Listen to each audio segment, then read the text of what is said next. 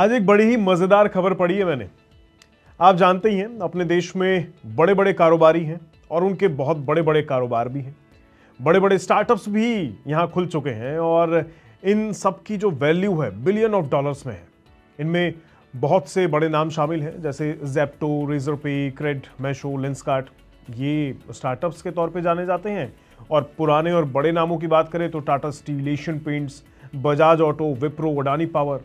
ये वो बड़े नाम हैं जिन पर आप ट्रेडिंग भी करते होंगे बाजार के अंदर। ये वो नाम है जिनकी तूती बोलती है बाजार में अपने कारोबार के दम पर। लेकिन जानते हैं एक 25 साल के लड़के ने इन सब बड़े कारोबारों और बड़े बड़े स्टार्टअप्स को वैल्यूएशन के मामले में मात दे दी है। जिस लड़के की मैं बात कर रहा हूं उसका नाम है अमन सेंगर। यानी भारतीय ही है, किसी दूसरे देश का नहीं है। इस भारतीय ने वो कमाल कर दिखाया है जो बहुत ही कम लोग कर पाते हैं। लेकिन आप सोच रहे होंगे कि सिर्फ 25 साल की उम्र में कोई ऐसा स्टार्टअप कैसे बना सकता है जिसकी कीमत भारत की कई बड़ी कंपनियों से भी ज्यादा हो जाए। क्योंकि जिन कंपनियों की मैंने शुरू में बात की वो काफी बड़े नाम हैं भारत के अंदर। तो क्या ऐसा हो सकता है कि कोई अपने स्टार्टअप से Tata steel, Asian paint, Bajaj auto, Wipro और अडानी जैसे दिग्गजों को मात दे सके? जी बिल्कुल हो सकता है और इनफैक्ट ऐसा हो चुका है। एक भारतीय मूल के युवा अमन सेंगर दुनिया की सबसे बड़ी एआई डील्स में से एक का हिस्सा बन सकते हैं बहुत जल्द। तो ऐसा क्या किया है अमन सेंगर ने, चलिए बताता हूं आपको। अमन सेंगर भारतीय मूल के एक युवा टेक एंटरप्रेन्योर बन चुके हैं।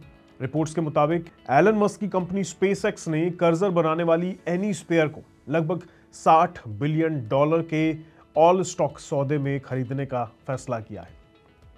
इस डील के बाद अमन सेंगर की अनुमानित नेटवर्थ 2.5 से 2.7 बिलियन डॉलर तक पहुंच सकती है, जिससे वो दुनिया के सबसे युवा यानी सबसे यंग एआई अरबपतियों में शामिल हो सकते हैं। और मैं जो एनीस्फेयर और कर्जर की बात कर रहा हूँ ये इन्हीं की इनोवेशन है और एनीस्फेयर इन्हीं की कंपनी है।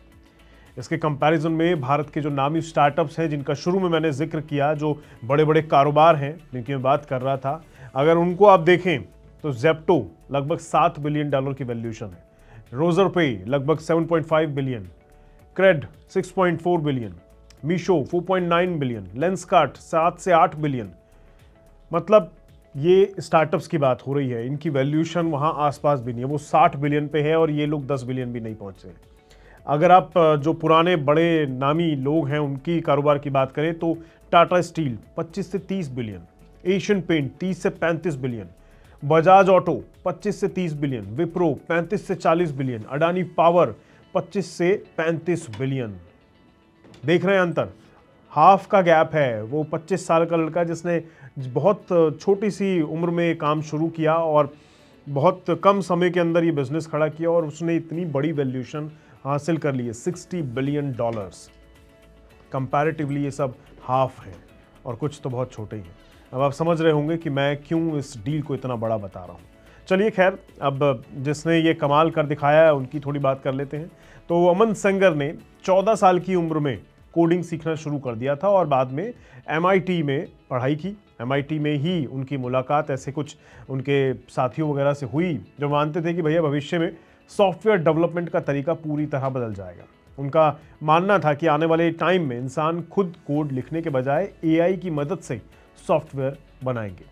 इसी सोच ने एनीस्फेयर और उसके सबसे चर्चित प्रोडक्ट कर्जर को जन्म दिया। अब सवाल यह है कि कर्जर आखिर करता क्या है? कर्जर एक AI कोडिंग असिस्टेंट है जो सॉफ्टवेयर इंजीनियर्स को कोड लिखने, बग ढूंढने, पुराने कोड को समझने और नए फीचर्स बनाने में मदद करता है। आज दुनिया भर के डेवलपर्स AI की मदद से सॉफ्टवेयर डेवलपमेंट को तेज बनाने की कोशिश कर रहे हैं और कर्जर इस सेक्टर के सबसे लोकप्रिय टूल्स में से एक बन चुका है। OpenAI, एंथ्रोपिक और माइक्रोसॉफ्ट जैसे दिग्गज खिलाड़ियों के बीच कर्जर ने अपनी एक अलग पहचान बना ली है। कर्जर की सबसे बड़ी ताकत यह है कि ये सिर्फ कोड का एक टुकड़ा नहीं लिखता है बल्कि पूरे प्रोजेक्ट के कॉन्टेक्स्ट को समझकर सुझाव देता है। यही कारण है कि लॉन्च के कुछ साल के अंदर ही कंपनी ने जबरदस्त ग्रोथ हासिल कर ली है। रॉयटर की रिपोर्ट्स के अनुसार एनीस्फेयर लगभग $2.6 बिलियन की एनुअलाइज्ड रेवेन्यू तक पहुंच चुका है। मतलब इतना तो ये हर साल अर्न कर रहे हैं, जो किसी भी एआई स्टार्टअप के लिए बेहद बड़ी उपलब्धि मानी जाती है। अब बड़ा सवाल यह है कि स्पेसएक्स जैसी स्पेस कंपनी को एआई कोडिंग स्टार्टअप खरीदने की जरूरत क्यों पड़ी? इसका जवाब स्पेसएक्स की बदलती रणनीति में छिपा है। हाल ही में स्पेसएक्स ने अपनी एआई यूनिट XAI को अपने साथ जोड़ा है और अब कंपनी सिर्फ रॉकेट और सैटेलाइट बिजनेस तक सीमित नहीं रहना चाहती है। स्पेसएक्स का मानना है कि भविष्य में एआई एंटरप्राइजेस, सॉफ्टवेयर, ऑटोमेशन और कोडिंग टूल्स एक बहुत बड़ा बाजार बनने वाले हैं। कर्जर को खरीदकर स्पेसएक्स सीधे उस बाजार में मजबूत स्थिति हासिल करना चाहती है जहां ओपन एआई और एंथ्रोपिक पहले से ही आगे है। $60 बिलियन की ये डील इसलिए भी खास है क्योंकि ये पूरी तरह स्टॉक डील है, यानी स्पेसएक्स नगद पैसा नहीं दे रहा है इस डील के लिए, बल्कि अपने शेयर के बदले एनीस्फीयर का अधिग्रहण कर रहा है। ये दुनिया के सबसे बड़े वेंचर बैक्ड स्टार्टअप एक्विजिशन में से एक माना जा रहा है। डील के 2026 की तीसरी तिमाही में पूरा होने की उम्मीद की जा रही है। इस डील के बाद अमन सेंगर की अनुमानित संपत्ति करीब $2.6 बिलियन यानी लगभग 22,000 करोड़ रुपए तक पहुंच सकती है। मतलब महज 25 साल की उम्र में ये उपलब्धि उन्हें दुनिया के सबसे युवा, सबसे यंग एआई अरबपतियों में शामिल कर सकती है। और यहाँ समझने वाली बात यह है कि ये समय एआई रिवॉल्यूशन का है। पिछले 2 साल में एआई सेक्टर में निवेश का विस्फोट सा देखने को मिला है। आप देख ही रहे हैं, एनवीडिया, ओपन एआई, एंथ्रोपिक और कई एआई कंपनियों की वैल्यूएशन रिकॉर्ड स्तर पर पहुंच चुकी है।